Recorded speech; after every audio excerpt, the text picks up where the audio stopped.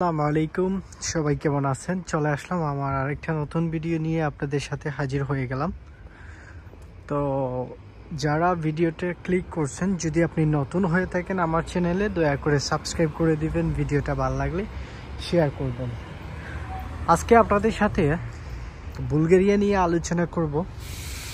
বাংলাদেশ থেকে অনেকেই আমাকে বুলগেরিয়া সম্পর্কে জিজ্ঞেস করেন, তারপর মিডল ইস্ট থেকেও জিজ্ঞেস করেন। তো আজকে যে বিষয়গুলো আমি আমার এই ভিডিওতে আপনাদের সাথে কভার করব, সেগুলো হচ্ছে যে বর্তমান সময়ে কত টাকা লাগতেছে বুলগেরিয়াতে আসতে, কোন ধরনের পারমিট কতদিন লাগে বের হতে, তারপর ভিসা রেশিও বর্তমানে কত %, কোন দেশ থেকে বুলগেরিয়ার জন্য আপনি ফাইল জমা করলে আপনি ইজিলি অ্যাপয়েন্টমেন্ট ডেট পাবেন, তারপর যে আপনি বুলগেরিয়ার জন্য বাংলাদেশ থেকে যদি আপনি ফাইল প্রসেস করেন ইন্ডিয়া ছাড়া অন্য কোথাও আপনি এমবেসি ফেস করতে পারবেন কিনা, salary, pair facilities, TRC card, Bulgaria থেকে মুভ হওয়ার সিস্টেম আছে কিনা, এই সব কিছু বিষয় নিয়ে আজকে আমি আলোচনা করব। সাথেই থাকেন, ইনশাল্লাহ অনেক কিছু আপনারা আজকে জানতে পারবেন।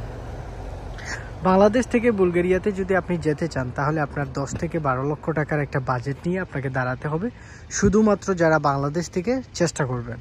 সেকেন্ডলি যে আপনি যদি মিডল ইস্ট থেকে চেষ্টা করতে চান, আপনি আপনার 8 থেকে 9 লক্ষ টাকার মতো একটা বাজেট নিয়ে আপনাকে দাঁড়াতে হবে।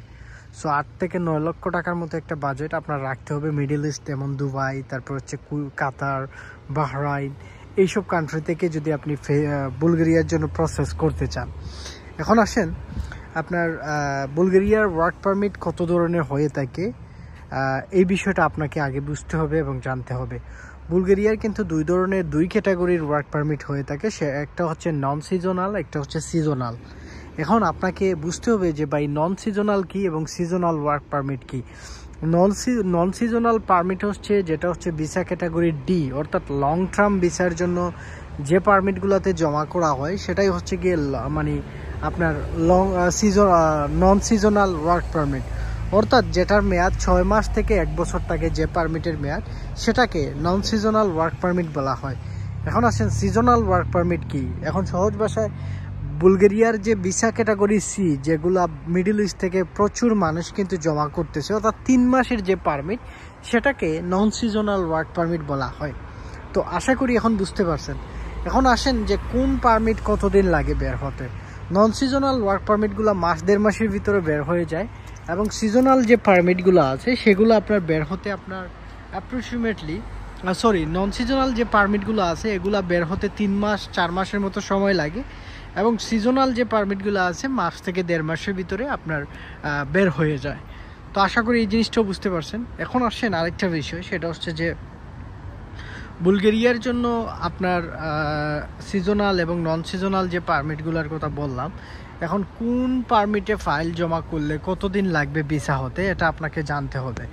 বুলগেরিয়ার জন্য যদি আপনি লং টার্ম ভিসা, অর্থাৎ লং পারমিটগুলোতে, যেগুলো হচ্ছে নন সিজনাল ওয়ার্ক পারমিটে যদি আপনি ফাইল জমা করেন 1 বছর অথবা 6 মাসের যে পারমিটগুলোতে, সেগুলোতে আপনার বছরখানেক মতো সময় লেগে যায়। তারপর যে আপনি যদি সিজনাল যে পারমিটগুলো আছে এগুলোতে যদি আপনি জমা করেন, তাহলে আপনার 6 মাসেও আপনার প্রসেসিং সম্পন্ন হয়ে যেতে পারে। এর পিছনে প্রধান কারণ হচ্ছে যে সিজনাল যে পারমিটগুলো, এগুলোর অ্যাপয়েন্টমেন্ট ডেট খুব ইজিলি পাওয়া যায়, তবে আদার্স যে পারমিটটা, যেমন আপনার নন সিজনাল যে পারমিটটা, সেটার অ্যাপয়েন্টমেন্ট ডেট পাইতে অনেক দেরি লাগে, যার কারণে প্রসেসিং হইতে একটু সময় লেগে যায়।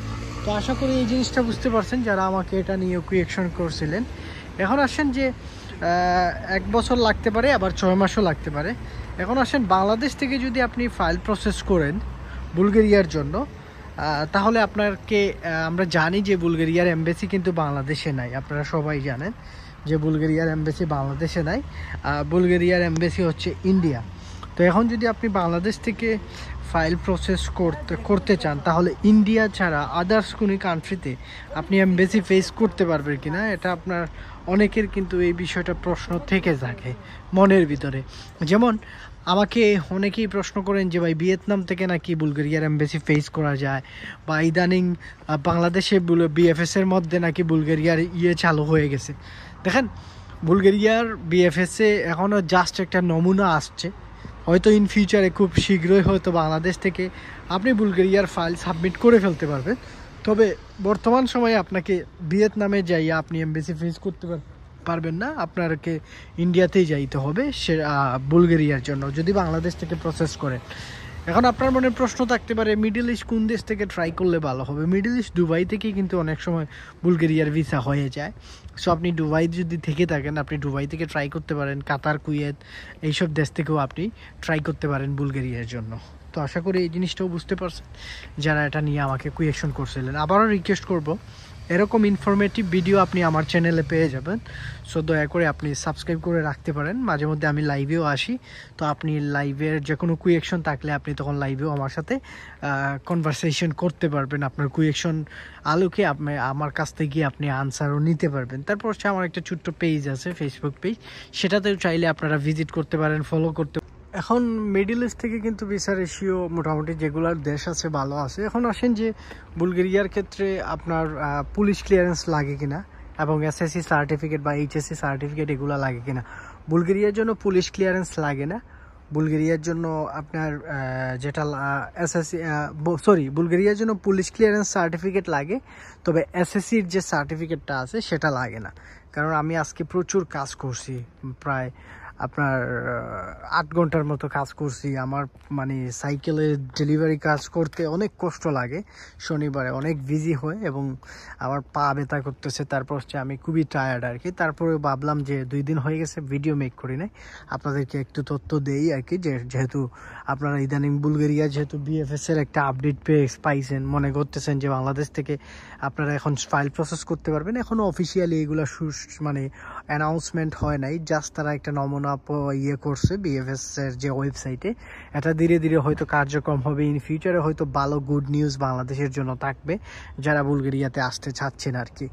তো আরেকটা বিষয় হচ্ছে যে স্যালারির যে পরিমাণ বুলগেরিয়ার, সেটা হচ্ছে গিয়ে ভাই বুলগেরিয়াতে আপনার মোটামুটি 600, 650, 700 ইউরোর মতো স্যালারি পাওয়া যায়। একজন বাংলাদেশি শ্রমিক হিসেবে আপনি এরকম একটা স্যালারি আশা করতে পারেন। কাজের যে চাহিদা, বুলগেরিয়াতে প্রচুর কাজ আছে, পিৎজা ওয়ার্কার, রেস্টুরেন্ট ওয়ার্কার, তারপর হচ্ছে ইলেকট্রিক্যাল কাজও করতে পারবেন, ইন্ডাস্ট্রিয়াল কাজও আছে, তারপর হচ্ছে গিয়ে আপনি প্লাম্বার, প্লাস্টার, এইসব কাজের অনেক চাহিদা আছে এবং শিপের মধ্যেও কাজ থাকে। তারপর হচ্ছে বিভিন্ন হোটেল আছে 5 স্টার, ওইগুলোতেও আপনি ক্লিনিং বয় হিসেবে কাজ করতে পারবেন, শেফ, তারপর হচ্ছে হেয়ার ডিজাইনার, যারা না মানে চুল কাটার কাজ করেন, এইসব কাজও আপনি করতে পারবেন। তারপর হচ্ছে বারটেন্ডার হিসেবেও আপনি কাজ করতে পারবেন যদি আপনি বারে কাজের কোনো এক্সপিরিয়েন্স থাকে বা আপনি যদি বারিস্তার কাজ জানেন, ওইগুলোর জন্য আপনার মোটামুটি একটা ইয়ে আছে। এগুলোরও কিন্তু প্রচুর ডিমান্ড আছে ইউরোপ কান্ট্রিগুলোতে এবং পাশাপাশি বুলগেরিয়াতেও আর কি।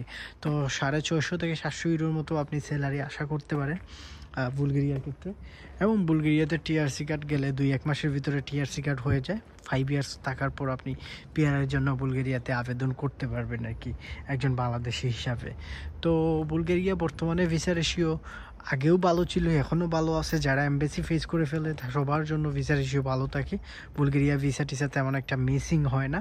যারা এমবেসি ফেস করে তারাই ভিসা পেয়ে যায়। তবে মিডল ইস্ট থেকে যারা 3 মাসের পারমিটে জমা দিবেন সবারই রিজেক্ট আসবে। যারা পাস্টে মানে অতীতে কয়েক মাস আগে যারা জমা করছিল বুলগেরিয়ার জন্য, সবারই কিন্তু রিজেক্ট চলে আসছে।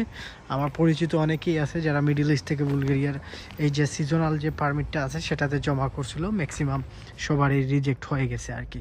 তো আশা করি যারাই বুলগেরিয়ার জন্য ট্রাই করবেন মিডল ইস্ট এবং বাংলাদেশ থেকে, সবাই চেষ্টা করবেন 1 বছরের ওয়ার্ক পারমিটে ফাইল সাবমিট করার জন্য।